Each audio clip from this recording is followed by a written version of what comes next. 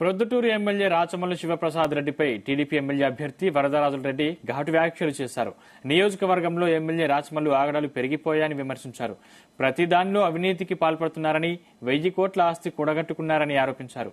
రాచమల్లు దుర్మార్గపు పాలనను ప్రజలు తిప్పికొట్టాలన్నారు.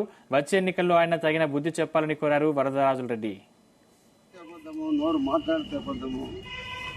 ప్రతి మాటలో అబద్ధమే అతను చెప్పేది. ప్రతి ఒక్క అంతటి దుర్మార్గమైన ఎమ్మెల్యే మన ప్రభుత్వం పట్టాలనుకున్నారు. ఇటువంటి జగన్మోహన్ రెడ్డి దోపిడీ చేసి రాష్ట్ర ప్రభుత్వాన్ని దోపిడీ చేసి లూటీ కొట్టి అప్పుల పాలు చేసిన జగన్మోహన్ రెడ్డి మనకు అవసరమా?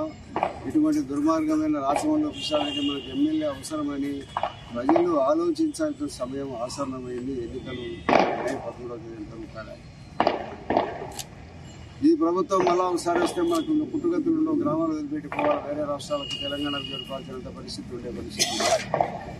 కాబట్టి ప్రజలందరూ ఆలోచించండి. సమయం దండిగా ఉంది. 50 రోజుల దగ్గర ఎన్నికలకు సమయం ఉంది, 45 రోజుల సమయం.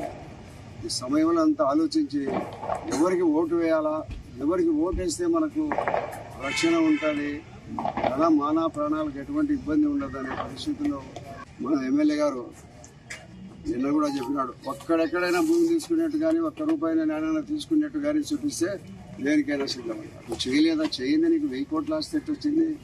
నువ్వే చెప్పినా 150 కోట్లు తీసుకుని ఎవరికన్నా వేరేవన్నా తీసుకోమని చెప్పి ఇచ్చి,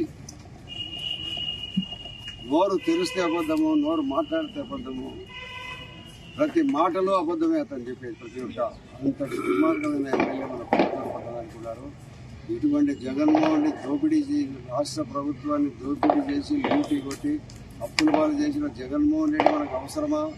ఇటువంటి దుర్మార్గమైన రాచమల్లు ప్రసాద్ రెడ్డి మనకు ఎమ్మెల్యే అవసరమని